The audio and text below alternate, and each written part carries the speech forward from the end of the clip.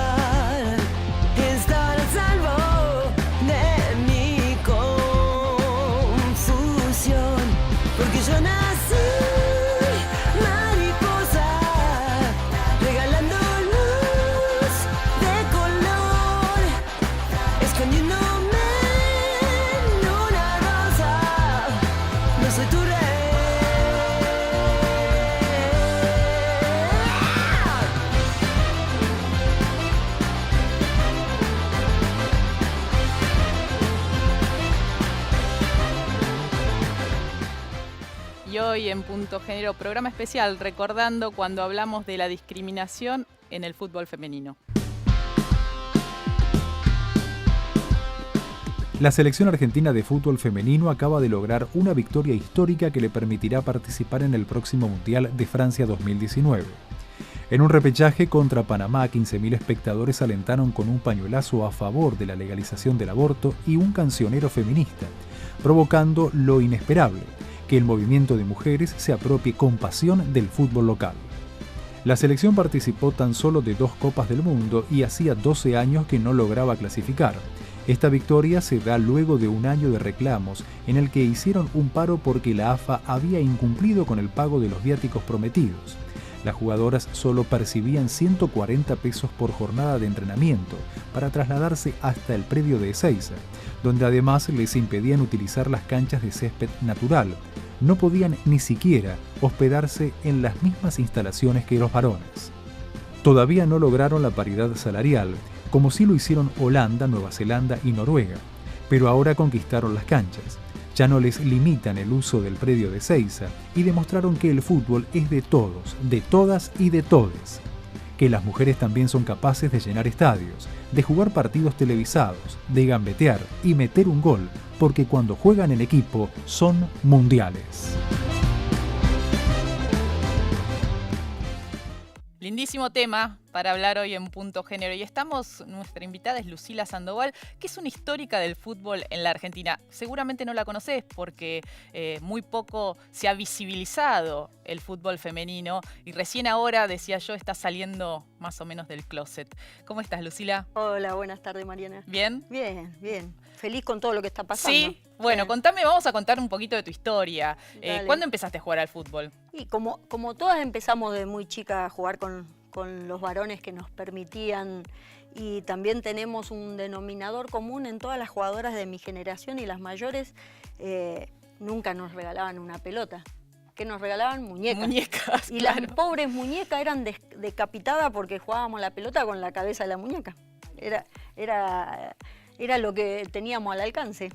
Y decime, vos sos de Corrientes. De Saladas, Corrientes. Empezaste ahí. ¿Cuándo te incorporaste a algún equipo, de mujeres, un torneo? ¿Jugaste en All Boys? ¿Cómo fue tu recorrido? ¿Llegaste incluso a la selección? Sí. Como arquera. Como arquera, sí. Vos sabés que cuando vine de mi pueblo vine pensando que era la única mujer que jugaba al fútbol, porque imagínate, en Salada nadie hablaba de fútbol femenino. O sea, a mí pasaban las señoras mayores y me decían, Marimacho, anda a tu casa, porque jugaba con los varones, claro. Obviamente.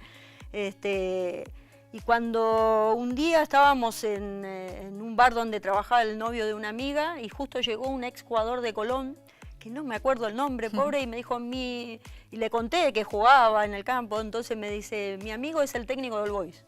Le digo, ay, qué bueno, me llevó a probar y yo te juro, iba convencida de que era la única mujer que jugaba. Cuando llego ahí, toda entusiasmada, me dicen, llaman a una de mis compañeras y dicen, vayan a hacer unos pases de primera. Yo no tenía idea que era hacer unos pases de primera, pensé que era hacer lujo.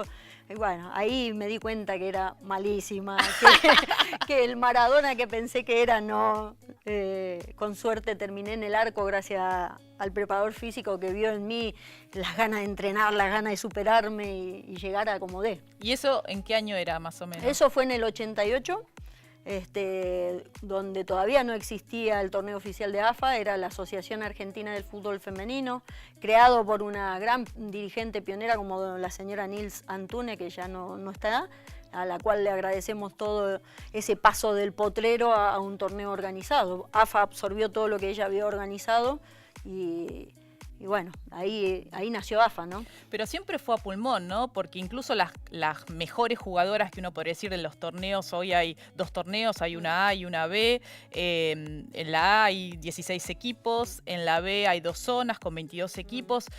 Aún así las diferencias salariales son enormes. Sí, de hecho no hay salario. No hay salario, no está profesionalizado. No, creo que River, Boca, San Lorenzo, La Guay, Urquiza, que hasta les ofrece, como es, becas universitarias a las chicas y trabajo dentro de la UAI, creo, pero no pasa de eso, no hay un sueldo, no hay una chica que esté cobrando un sueldo.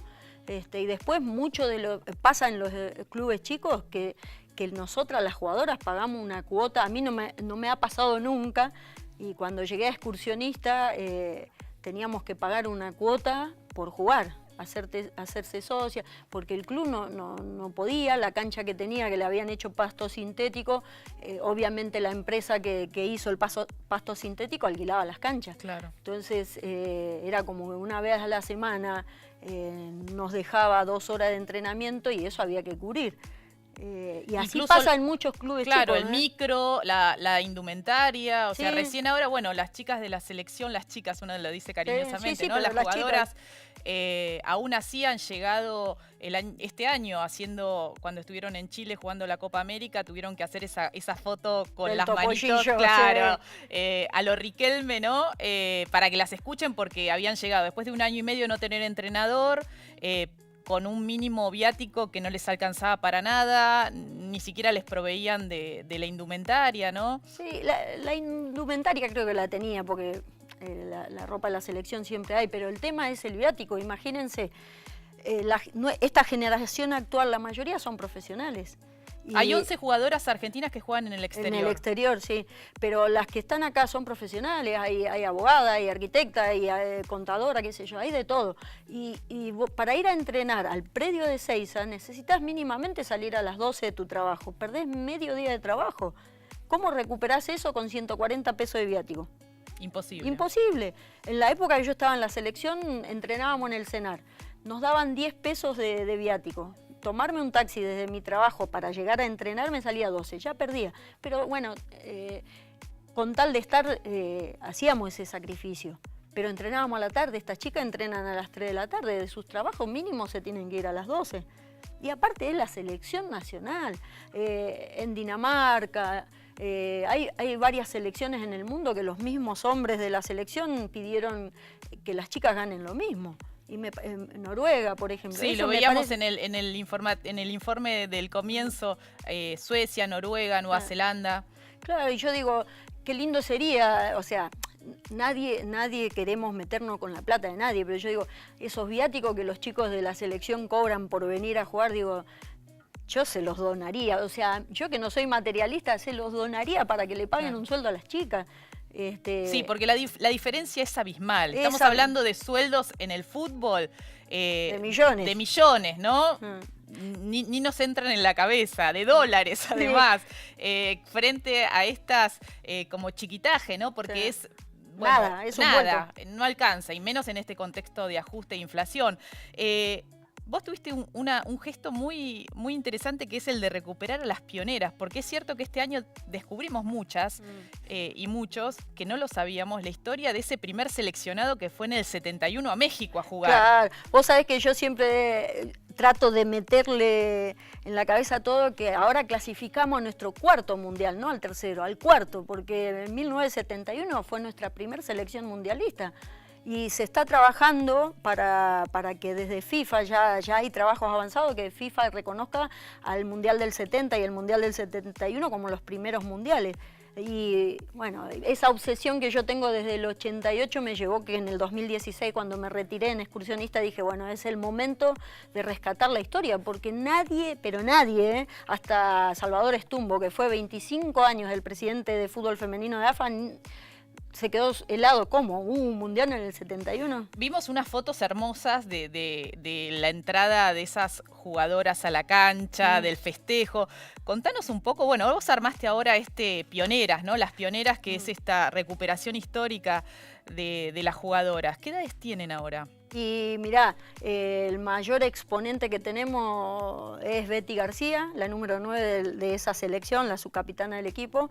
Tiene 77 años, me va a matar porque Betty es muy coqueta, pero así como tiene 77 años, no sabés la agilidad que tiene esa mujer. A veces caminamos a la par y cuando me doy cuenta está 2 metros adelante. ¿Y cómo era el fútbol en esa época? Mirá, el fútbol de este equipo que pudo llegar a jugar ese mundial en México. Mirá, en la década del 50, el registro más antiguo que tengo, por eso pongo Pionera 50, 60, 70, 80 y 90, fue como el juego en las plazas con los amigos, más de picnic, ¿viste? Y en el 60 ya empezaron a haber torneos que hacían las mismas jugadoras, sin dirigentes, sin nada, qué sé yo, una sociedad de fomento contra otro, zona norte contra zona oeste o zona sur, y en el 70 ya había torneos más organizados. Y obviamente esta selección es un desprendimiento de esos torneos, de esos equipos. Allá habían muchísimos equipos. No era, era esa selección y nada más. No, había más de 400 mujeres jugando. Y bueno, surgieron estas 17 que pudieron viajar, que otras no pudieron porque eran menores de edad y los padres no querían. En el caso de Norma Saralegui, los padres no la dejaron viajar porque estaba a punto de recibirse de contadora. U otras no llegaron a terminar los papeles y viajaron 17. ¿Y cómo se organizaron? ¿Tuvieron algún apoyo institucional? No, para nada. El tema era, había un empresario, Harrington, que ya las llevaba desde la década del 60, las llevaba a jugar en el interior torneos de exhibición. Claro. Imagínate, era un circo, las mujeres, mirá que bien juega, era más o menos así. Claro. Y todos, vamos a ver a las mujeres cómo juegan, y cuando las veían jugar se quedaban sorprendidos. De hecho, hubo en varias ciudades que jugaban contra los veteranos y se reían, y después terminaba el partido ganado por las chicas y hubieron grescas. Claro, me imagino. El machismo de esa época, claro. Imagínate. Y después, por ejemplo, en la década del 70, ¿te acordás del Club del Clan o los Galoncitas de esa época? Estas mujeres jugaban en la cancha de excursionista esos partidos contra los galancitos para recaudar fondos. Claro. Y ahora, bueno, yo decía al principio esta cuestión de la visibilidad que se le está dando al fútbol. Tal vez se dan distintos fenómenos. Por un lado, las activistas que juegan al fútbol como una forma de militancia. Por el otro lado, las nenas que se han sumado a los torneos, y hemos visto algunas denuncias que no las dejan jugar en los equipos mixtos, ¿no? En las divisiones inferiores, y se encuentran con que no tienen una liga en sus pueblos para incorporarse a un equipo de mujeres. ¿Cómo estás viviendo vos este momento y cómo pensás esta unión de pronto el feminismo que las acompañó en el partido del 8 de noviembre acá, tan fuerte, ¿no? Con la idea de recuperar o aliarse al fútbol como una bandera también. Sí, pero el feminismo creo que está abriendo puertas en todo, no solo en el deporte, sino en el arte, en todo, ¿no? Pero en el fútbol fue fundamental. Desde la creación de Pioneras hace 2 años, lo que le empezamos a dar es contar la historia, pero apoyar el presente, apoyar a esta chica, que no pongan la cara como poníamos nosotros y por ahí teníamos un cocorrón de los dirigentes. Ahora ponemos la cara nosotras y estamos empujando el futuro, ¿viste? Estamos alentando a todo el interior. Nosotras las Pioneras tenemos un programa de radio y sacamos al aire a todos los profes que tienen escuelita de formación de nenas de 4 o 5 años, y darle el apoyo, que sepan que nosotros estamos confiadas que esa va a ser la generación que en los mundiales va a dar que hablar. Bueno, la militancia La Nuestra, Abriendo Cancha, Mónica Las Santino Noritos, ahí, ¿no? La Nuestra, Una grande, la hemos tenido acá en el programa muchas veces, con todo ese trabajo que hace en la Villa 31, claro, hermoso, ¿no? Vos sabés que Mónica Santino es una pionera. Sí, también. A veces estamos en distintos lugares representando ella a La Nuestra, yo a las pioneras, y le digo, vos sos nuestra también. Está lindo. No, Mónica es una gran luchadora, la tuve como técnica en Atlanta, en las reuniones de AFA éramos la única 2 capitanas que poníamos la cara y también nos ligábamos los bofetazos por luchar. Te hago una última pregunta. Muchas veces cuando yo hablo esto con periodistas deportivos dicen, bueno, pero en realidad no dan resultado, por eso no se las cubre, ¿no? En las coberturas periodísticas, o no hay una transmisión o quien las siga periodísticamente. Pero también es cierto que sin el apoyo institucional es muy difícil que el deporte se sostenga y crezca. Lo hemos visto en otros deportes, no solo en el fútbol, ¿no? ¿Cómo lograr que este entusiasmo, este semillero, termine con resultados deportivos?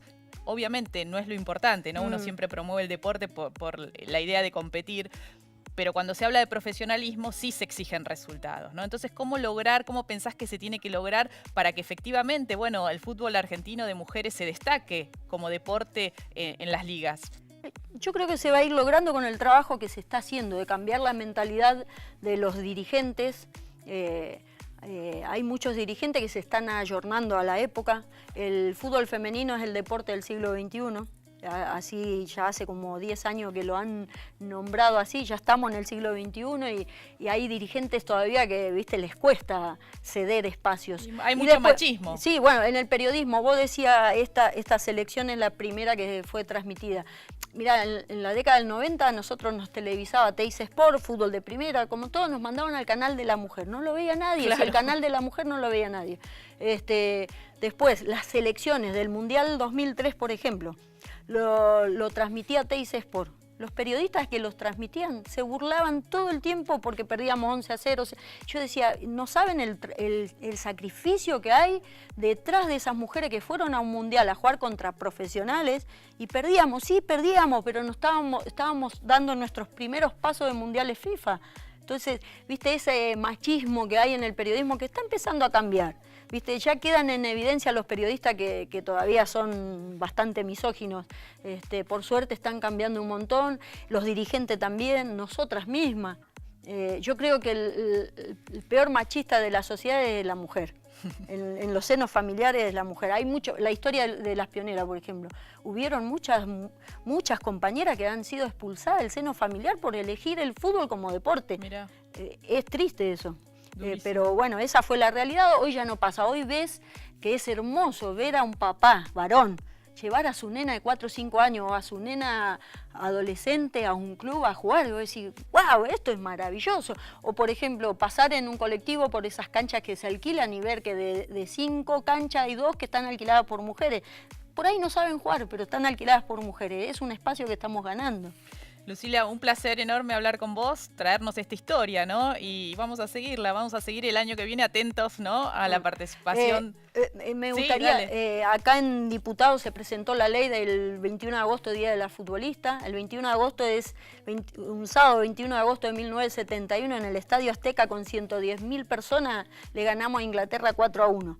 Y el 14 de mayo, el Día del Futbolista, por un gol de Grillo a los ingleses en un partido amistoso, que soy de Independiente, estoy orgullosa, pero digo, esto fue en un mundial y nosotros tenemos nuestro día y la diputada Gabriela Cerruti lo presentó, un proyecto que lo armó Andrea Conde en la legislatura de la Ciudad de Buenos Aires y la diputada Alejandra Martínez en diputada de la provincia, así que por todos los frentes la ley va a salir 21 de agosto, Día de la Futbolista. Ahí está el cierre de Lucila Sandoval, un placer tenerla en Punto Género. Seguimos después de la pausa con más programa.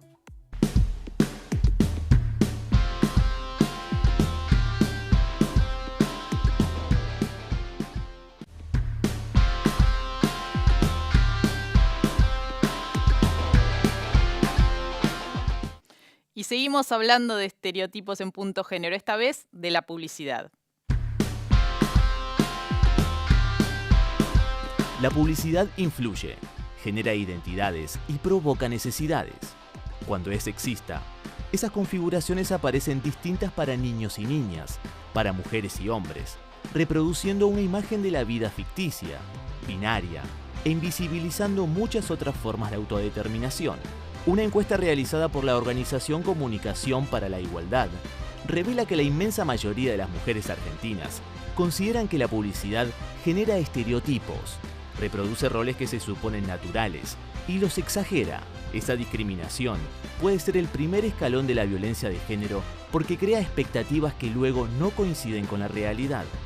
Desodorantes para hombres, artículos de limpieza y cervezas fueron señaladas como las marcas con comunicación más sexista.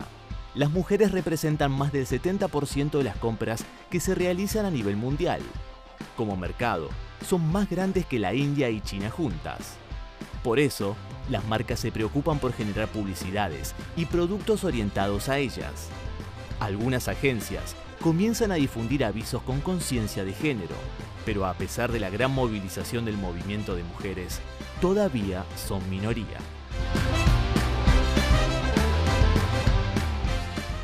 Y estamos ya con nuestras invitadas, con Sonia Santoro, una colega querida, amiga. ¿Cómo estás, Sonia? ¿Qué tal, Mariana? Periodista, claro. Buen día. Y también estamos con María Capurro, que ella es integrante de la Defensoría del Público en el área de protección de derechos. ¿Cómo Hola, va? Mariana. ¿Bien? Muy bien, por supuesto. Bueno, Sonia, la semana que viene vas a estar presentando un protocolo de publicidad no sexista. Contanos de qué se trata. Bueno, fue un trabajo de casi un año y muy colaborativo, con la idea de generar algunas pautas que ya había, pero actualizarlas, incorporando también un poco la cuestión de la diversidad de género y poniendo nuevamente el tema en agenda, porque a veces ya había códigos, pero quedan como si fuera algo superado y demás. Vimos ya la semana pasada que no está nada superado, que las publicidades siguen siendo sexistas, homofóbicas también, y encima se las premia, como pasó con la publicidad de Putin, de Teis Sports. Sabés que la tenemos ahora para compartirla, porque es cierto lo que señala Sonia. Nos sorprendió mucho la noticia de que, bueno, esta publicidad del Mundial, que fue tan criticada en las redes, recibió un premio muy importante en un festival de publicidad internacional. Por ahí la podemos ver ahora, ¿la recordamos?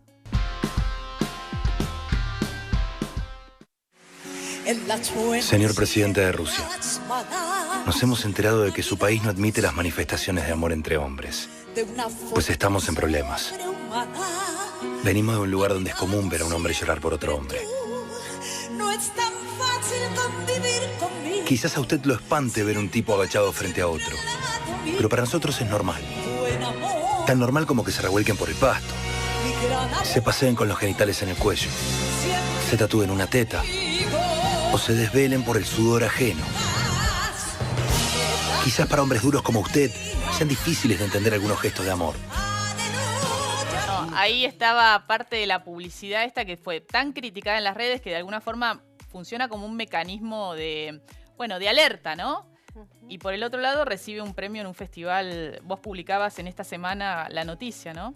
Sí, son las contradicciones con las que convivimos. Avanzamos en muchas cuestiones, sin embargo, vemos que gran parte de la sociedad, no solo en Argentina, sino en el mundo, sigue premiando productos comerciales, comunicaciones que discriminan llanamente, como es este caso. Ahora, en el caso de la Defensoría, ahora me vas a contar un poco más en detalle Sí. de qué se trata el protocolo, pero la Defensoría del Público sigue funcionando porque está cuasi acéfala desde 2016, cuando terminó su mandato Cintia Ottaviano. Sí, la Defensoría sigue funcionando, en efecto, está acéfala porque la Comisión Bicameral de Seguimiento de la Comunicación Audiovisual y las Tecnologías no inició en su momento ni a continuación el proceso legalmente previsto para la elección del defensor o defensora, con participación, bueno, etcétera, con todas las características que está previsto que tenga ese proceso.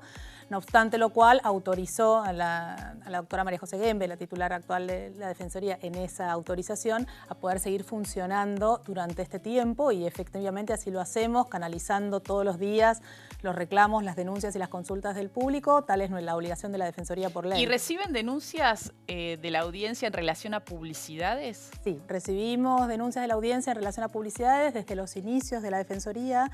Es interesante en relación con eso marcar que hay una disminución. Si uno mira los números, nosotros tenemos día a día organizada la clasificación de los reclamos por distintas variables. El variable qué tipo de formato, es decir, si es una programación o una publicidad, aparece disminuyendo los reclamos con picos del 10% de los reclamos en 2014 a una disminución progresiva que nos muestra un 2017 con 3,23 y disminuyendo también este año.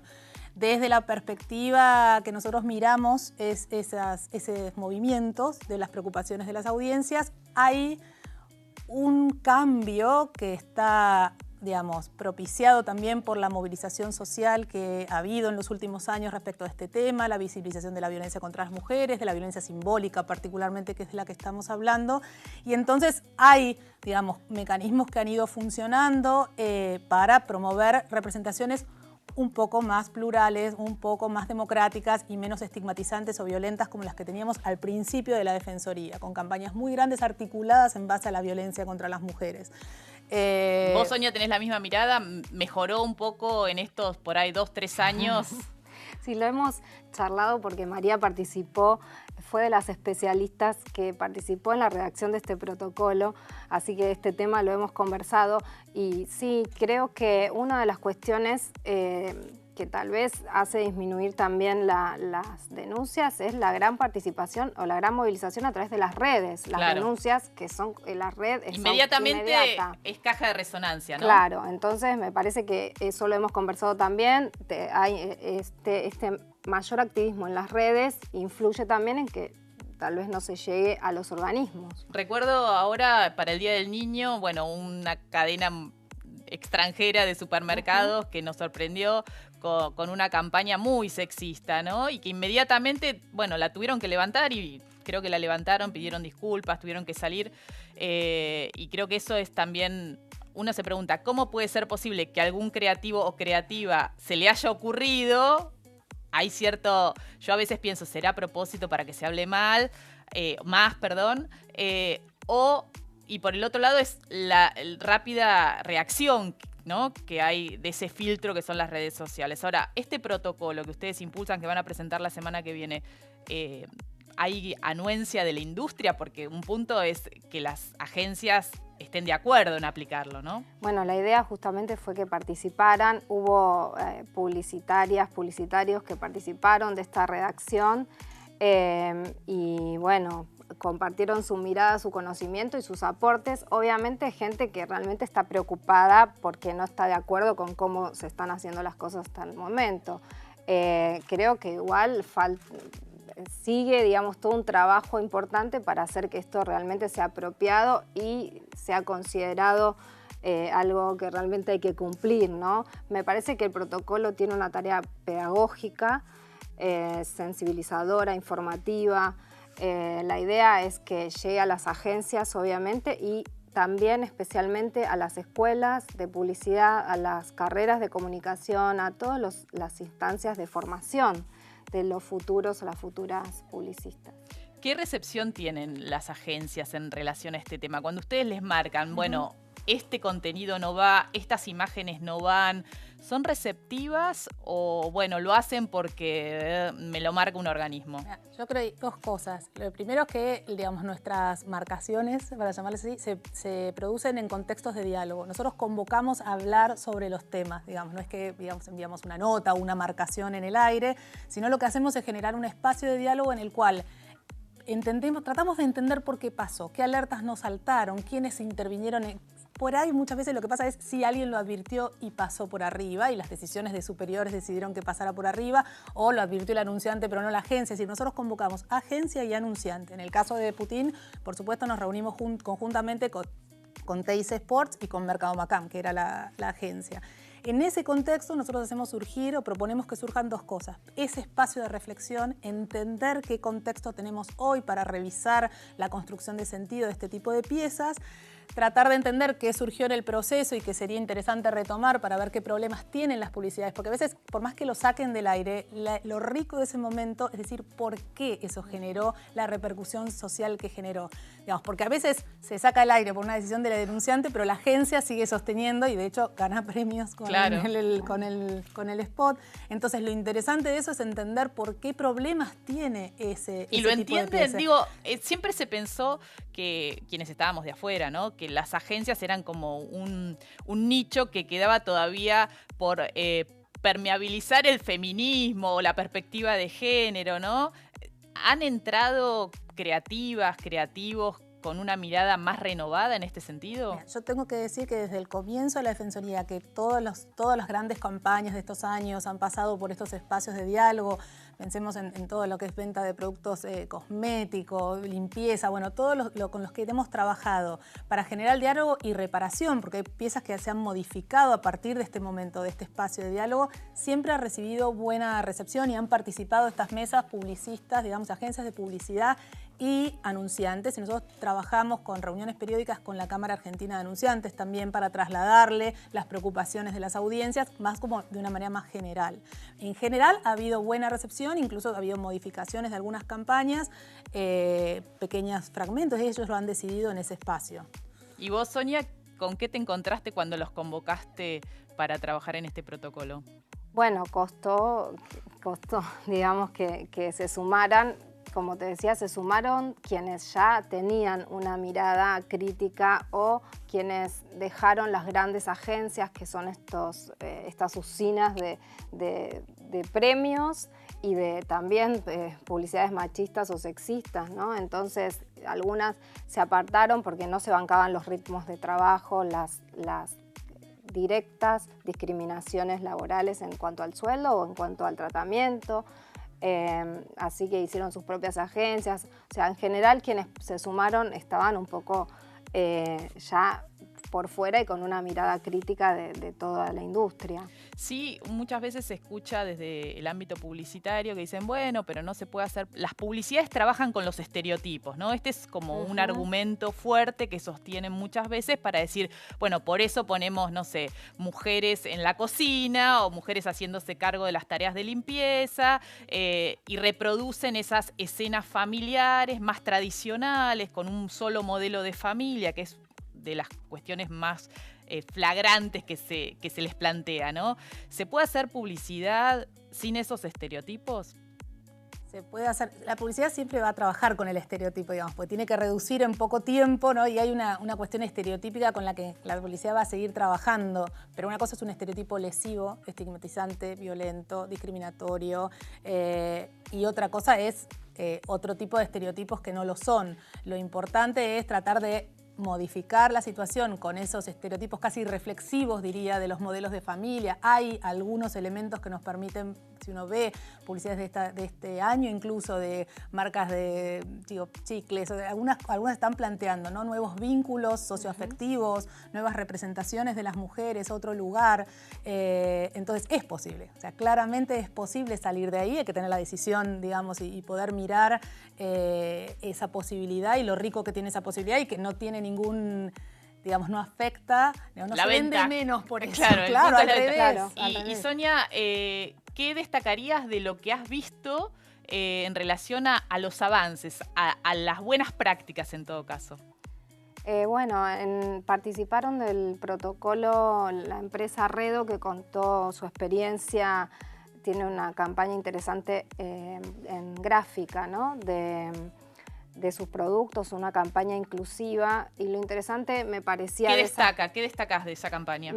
Es una campaña donde aparece como naturalizada la posibilidad de otra familia posible, ¿no? La pareja homosexual, por ejemplo, ¿no? Pero lo que ellos destacaban era esta idea de que las empresas puedan creer en esto, realmente cambiar, y una vez que el cambio es genuino desde arriba, baja una línea clara hacia también quienes tienen que pensar qué piezas sacar hacia afuera, ¿no? Hay otras experiencias interesantes, no recuerdo ahora el nombre, vos seguramente sí, la de Zona Shop. Zona Shop, sí. que muestra una trabajadora trans. Sí, hay experiencias interesantes, hay que rescatarlas, y una de las cosas que salió muy fuerte, uno de los aportes más claros me parece que tiene el protocolo, tiene que ver con impulsar los cambios al interior de las agencias, ¿no? Porque este era un tema que en general los protocolos no tocaban o los códigos, sino que se centraban básicamente en los contenidos. Pero bueno, ¿cómo producís los contenidos? También tenés que cambiar hacia adentro, ver quiénes toman las decisiones, lo que, digamos, pensamos para el resto de la sociedad. Tiene que haber una participación igualitaria en quienes toman las decisiones, tiene que haber revisiones, tiene que haber gente formada en género en todo el proceso. Bueno, eso es interesante, me parece, revisar estas prácticas. Apareció como muy fuerte una necesidad de avanzar por ahí y de escuchar a las nuevas audiencias que claramente en Argentina son muy fuertes. El cambio que se produjo a partir de Ni Una Menos, 2015 para acá, es muy fuerte, influye en todo, se está construyendo un sentido común distinto y entonces escuchar también eso, porque si no pasa lo que pasó con Putin, que ahora porque recibió un premio no vamos a dejar de señalar que realmente fue importante la acción de la gente que denunció en las redes. Claro, vos señalabas al principio la necesidad de que, bueno, esta mirada se incorpore a la formación de, bueno, los que están estudiando hoy las licenciaturas publicitarias. ¿En qué camino estamos? ¿Alguna escuela de publicidad o alguna universidad lo está incorporando? Sí, eso lo Nosotras revisamos 8 programas de carreras de publicidad y ninguna tenía nada claramente sistemático y dicho con todas las palabras, digamos, ¿no? Tal vez hay algún curso, algún seminario optativo y demás, pero no hay... Bueno, ahí hay campo verde para trabajar, sí, entonces. Gracias a las dos por haber venido, por habernos ayudado a reflexionar y a poner en agenda, ¿no? Este tema, que cada tanto, bueno, cuando aparece la publicidad cuestionada, bueno, se discute mucho, pero después queda. Nos volvemos a encontrar la semana próxima con más Punto Género. Chau.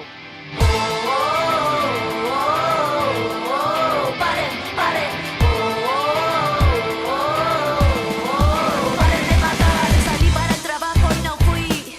Salí para la escuela y no llegué. Salí del baile y me perdí. De pronto me desdibujé. Mis amigos me buscan por ahí. Los vecinos pegaron un cartel en los postes de luz del barrio. En la calle, en el subte, en el tren. Me busca mi hermano, me busca mi madre. Perdí contacto ayer a la tarde. Vino la tele, habló mi padre. La red explota, el Twitter arde. Si tocan a una, nos tocan a todas. El femicidio se puso de moda.